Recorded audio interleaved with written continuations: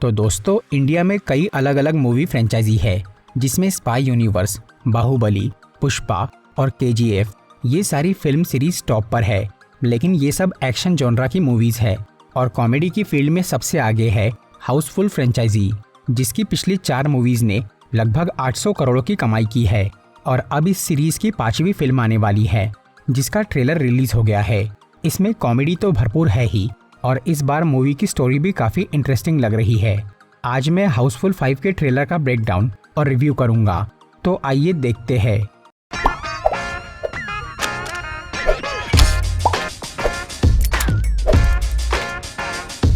Housefull franchise की basic theme होती है कंफ्यूजन, हंगामा, गलतफहमी, गड़बड़ और झूठ, जिसे बॉलीवुड के कई बड़े एक्टर्स कॉमेडी के साथ पेश करते हैं। इस बार भी वही सब होने वाला है, बस यहाँ हर चीज़ का साइज डबल हो गया है। जैसे मूवी की कास्ट इस बार बहुत बड़ी है, यहाँ पिछले हर पार्ट के एक्टर के साथ साथ नए कैरेक्टर्स भी जुड़ गए हैं। फिल्म में लगभग 20 मेन एक्टर्स हैं। इस बड़ी कास्ट की वजह से यहाँ ज़्यादा कन्फ्यूजन, ज़्यादा हंगामा और ज़्यादा कॉमेडी होंगी। ऊपर से इस बार मूवी की स्टोरी भी काफ़ी हटके है, जो कि है मर्डर मिस्ट्री। लेकिन इस सीरियस टॉपिक के बावजूद भी फिल्म की कॉमेडी बरकरार है। तो अब बात करते हैं मूवी की स्टोरी की। तो फिल्म में एक बहुत ही अमीर आदमी दिखाया गया है जिसका नाम है रंजीत दोबरियाल, और उसका रोल किया है बॉलीवुड के पुराने एक्टर रंजीत ने, जो कि हाउसफुल 2 मूवी में भी यही कैरेक्टर में दिख चुके हैं। पर रंजीत इस बार एक अरबपति आदमी है जो कि 7 लाख करोड़ का मालिक है, मतलब अंबानी और अडानी के जितना रईस, जिसकी वजह से वो किसी के सामने भी नहीं आता और वो होलोग्राम के जरिए सबसे बात करता है। लेकिन अब रंजीत की उम्र काफ़ी ज़्यादा हो चुकी है, 100 साल, और वो मरने से पहले अपना सारा पैसा अपने बेटे जॉली को देना चाहता है, जिसके लिए उसने अपने 100 बर्थडे पर एक क्रूज यानी एक बहुत बड़े समुद्री जहाज पर पार्टी रखी है, जहां वो अपनी दौलत जॉली के नाम करने वाला है। और इस काम की जिम्मेदारी रंजीत ने अपने खास आदमियों को दी है, जो कि है ये 8 लोग, जो शायद उसके मैनेजर, केयर टेकर या वकील वगैरह है। इनमें से एक आदमी डॉक्टर भी है जिसका आगे बहुत इंपॉर्टेंट रोल है। और यही 8 लोग उस क्रूज का मैनेजमेंट भी संभाल रहे हैं, जहां रंजीत का बर्थडे सेलिब्रेशन होगा। पर सबसे बड़ा ट्विस्ट तो ये है कि रंजीत का बेटा जॉली कौन है, ये बात किसी को मालूम ही नहीं है, जो कि बिल्कुल इलॉजिकल है। इतने बड़े आदमी के बेटे के बारे में तो सबको पता होना चाहिए। जैसे अनंत अंबानी पूरी दुनिया में फेमस है, जॉली का ऐसे गुप्त होना ये कौन सा सीक्रेट है, ये तो बाद में ही पता चलेगा। लेकिन फिलहाल ये 3 लोग, अक्षय कुमार, रितेश देशमुख और अभिषेक बच्चन, यहाँ रंजीत का बेटा जॉली होने का दावा कर रहे हैं, जिसकी वजह से रंजीत के मैनेजर्स काफ़ी कंफ्यूज है। और बाप अपने असली बेटे की पहचान क्यों नहीं कर रहा, इस बात से मैं बहुत कंफ्यूज हूँ। शायद अभी रंजीत इस शिप पर नहीं है, इसीलिए ये 3 जाली आदमी जॉली बनने का नाटक कर रहे हैं ताकि वो उसका पैसा हड़प सके। या ये भी हो सकता है कि ये तीनों ही रंजीत के बेटे हो, जिनमें से सिर्फ एक ही जॉली है जिसे बाप अपनी दौलत देना चाहता है, पर बाकी भाई भी लालच की वजह से जॉली बनने का नाटक कर रहे हैं। फिर आगे होती है इस क्रूज पर एक बहुत बड़ी पार्टी, जिसमें एक खतरनाक कांड हो जाता है। ट्रेलर के डायलॉग सुन के ऐसा लगता है जैसे किसी ने पैसों के लिए रंजीत का खून कर दिया, लेकिन ध्यान से देखने पर हमें ये समझ में आता है कि मर्डर रंजीत का नहीं बल्कि उसके डॉक्टर का हुआ है।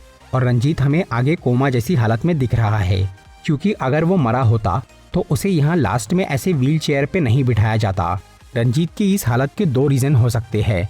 एक तो ये कि इन तीनों जॉली या किसी और ने उसे इस तरह अपाहिज बना दिया है ताकि वो उसका पैसा लूट सके, या फिर रंजीत पहले से ही इस कंडीशन में है और वो सिर्फ होलोग्राम टेक्नोलॉजी के जरिए ही सबसे बात करता है। फिलहाल डिस्कस करते हैं उस मर्डर को। शायद ये डॉक्टर कोई बड़ा राज जानता था, या फिर ये किलर रंजीत को ही मारने आया हो, पर उसके रास्ते में ये डॉक्टर आ गया, इसलिए उसने उसे मार दिया। ये मास्क वाला किलर शिप में मौजूद कोई भी आदमी हो सकता है, क्योंकि हर किसी को रंजीत का पैसा चाहिए। आगे हम फिल्म के सभी मेन एक्टर्स को वैसा ही मास्क पहने हुए देख सकते हैं जैसा उस खूनी ने पहना था, इसीलिए असली कातिल का पता लगाना मुश्किल है। लेकिन उस मर्डर का इल्ज़ाम लगा है इन तीनों जॉली और उनकी बीवियों पर, जिसकी वजह से उन्हें शिप की जेल में डाल दिया गया है। कमाल की बात यह है कि ये क्रूज इतना बड़ा है कि इसमें जेल तक मौजूद है। फिर उस मर्डर की छानबीन करने के लिए 2 पुलिस वालों को बुलाया जाता है, जो कि है संजय दत्त और जैकी श्रॉफ। वो इन तीनों जॉली से काफ़ी सख्ती से पूछताछ कर रहे हैं और वो डेड बॉडी को ढूंढ रहे हैं। मतलब किसी ने उस डॉक्टर की लाश को भी छुपा दिया है। ट्रेलर के एंड में वही मास्क वाला किलर गन से अक्षय कुमार पे फायर कर रहा है, जिसे ये दोनों पुलिस वाले बचा रहे हैं। इसका मतलब है कि अक्षय कुमार वाला जॉली खूनी नहीं है, लेकिन ये मर्डर मिस्ट्री इन पुलिस वालों से भी सॉल्व नहीं हो रही है, जिसकी वजह से इस कहानी में एंट्री होती है नाना पाटेकर की, जो कि शायद रंजीत का दोस्त या कोई खास आदमी है। यहाँ वो तलवार लेकर इस क्रूज पे मौजूद हर इंसान से सवाल कर रहा है और वो काफी अजीब खेल खेलकर सच का पता लगाना चाह रहा है। असली खूनी कौन है ये तो मूवी देखकर ही पता चलेगा। पर सबसे इंटरेस्टिंग बात यह है कि साजिद नाडियाडवाला, जो कि इस फिल्म के राइटर और प्रोड्यूसर है, उन्होंने मूवी के 2 क्लाइमैक्स लिखे और शूट किए हैं और ये दोनों ही क्लाइमैक्स फिल्म में दिखने वाले हैं। लेकिन हमें एक थिएटर में एक ही एंडिंग दिखेंगी, जिसमें कातिल और कहानी कुछ और होंगी, और दूसरे थिएटर में थोड़ी अलग एंडिंग और अलग कातिल होगा। ऐसा आज तक किसी भी इंडियन फिल्म में नहीं हुआ है। हॉलीवुड में अक्सर ऐसा होता है, जहां हमें मूवी के अल्टरनेट वर्जन देखने मिलते हैं, जिसे डायरेक्टर्स कट कहा जाता है। लेकिन इंडिया और बॉलीवुड में ये पहली बार होगा। ये तो हो गई मूवी की स्टोरी की बात। अब इसकी एडिशनल डिटेल्स और कमियां और खूबियां देखते हैं। सबसे पहले अगर फिल्म की कास्ट की बात करें तो यहाँ 3 ऐसे एक्टर्स हैं जो कि इस सीरीज के सभी पार्ट्स में रहे हैं, जिनमें से पहले 2 है अक्षय कुमार और रितेश देशमुख। उन्होंने हर मूवी में अलग अलग रोल किया है, लेकिन उनकी परफॉर्मेंस बढ़िया थी और इन दोनों की वजह से ही ये फ्रेंचाइजी इतनी हिट हुई है। तीसरा एक्टर है चंकी पांडे, जिनका कैरेक्टर आखिरी पास्ता हमेशा सेम रहा है। साइड एक्टर होने के बावजूद भी उनका रोल काफी फनी होता है। इसके अलावा यहाँ कॉमेडी किंग जॉनी लीवर भी मौजूद है, जो कि इसके पहले के 2 पार्ट में भी दिख चुके हैं। इस बार यहाँ नाना पाटेकर, संजय दत्त और जैकी श्रॉफ जैसे वर्सेटाइल एक्टर्स भी शामिल हैं।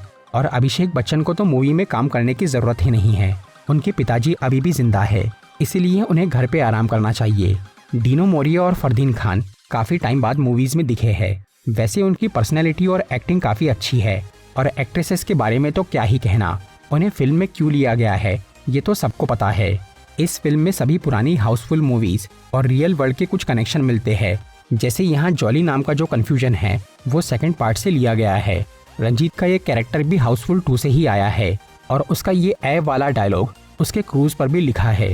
ट्रेलर के एक सीन में अक्षय कुमार और बंदर की जो लड़ाई दिखाई गई है वो फर्स्ट पार्ट के एक सीन की कॉपी है। जैकी श्रॉफ और संजय दत्त की एंट्री पे उनकी खलनायक मूवी का म्यूजिक बजता है। इसके अलावा ट्रेलर के लास्ट में जैकी श्रॉफ एक बच्ची को देखकर अपने बेटे टाइगर श्रॉफ का छोटी बच्ची है क्या वाला डायलॉग मारते हैं। फिल्म में जॉनी लीवर का नाम बटुक पटेल है। ये नाम पहले हाउसफुल के 3 पार्ट्स में बोमन ईरानी के कैरेक्टर का था। मूवी की कॉमेडी की बात करें तो वो ठीक ठाक है। वैसे आजकल की मूवीज या सीरीज में कॉमेडी के नाम पर बस वल्गैरिटी और सिली जोक्स ही देखने मिलते हैं।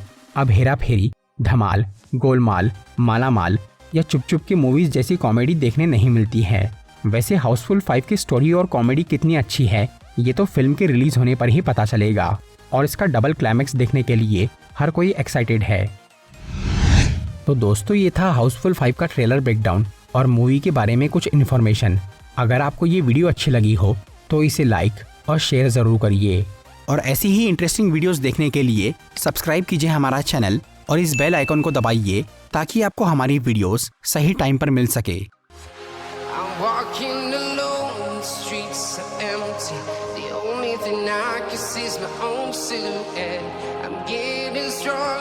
Step by step, the clock is ticking, but there's no time for me.